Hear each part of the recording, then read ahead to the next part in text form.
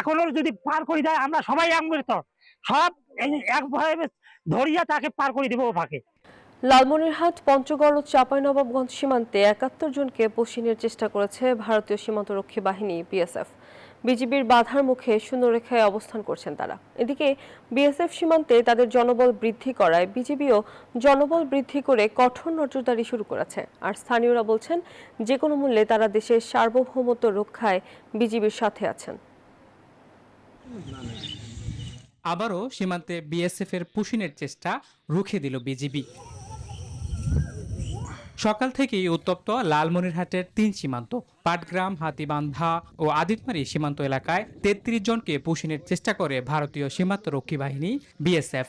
তবে বিজিবির তাৎক্ষণিক তৎপরতায় তারা সীমান্তের শূন্যরেখায় ভারতীয় অংশে অবস্থান নেয়। এসব ব্যক্তির পরিচয় ও জাতীয়তা নিশ্চিত হওয়ার জন্য সংশ্লিষ্ট ৩ বিএসএফ ব্যাটালিয়নের সঙ্গে যোগাযোগ অব্যাহত রয়েছে বলে জানান বিজিবি।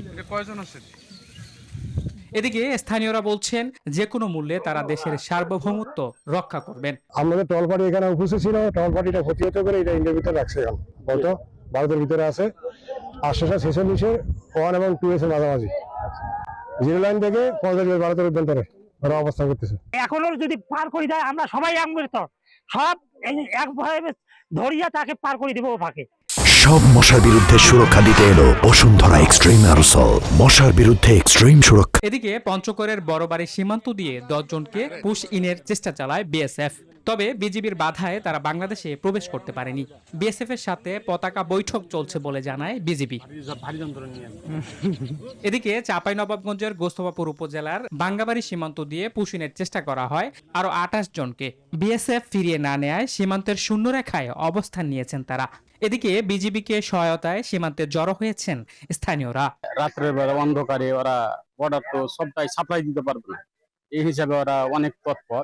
বাংলাদেশ বিজিবি আর ভারতে বিএসএফ মিট ফালাক করে এটা যেন সমাধান হয়। অন্যদিকে বিএসএফ তাদের সীমান্তে জনবল বৃদ্ধি করায় বিজিবিও সীমান্তে জনবল বৃদ্ধি করে কঠোর নজরদারি শুরু করেছে।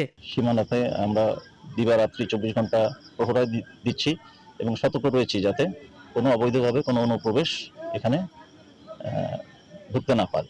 এই ঘটনায় প্রথমে বিজিবি বিএসএফ কোম্পানি কমান্ডার পর্যায়ে পতাকা বৈঠক হয়। সেখানে বিএসএফ পুশিনের বিষয়টি অস্বীকার করেছে বলে জানায় বিজিবি। Desk report, news 24।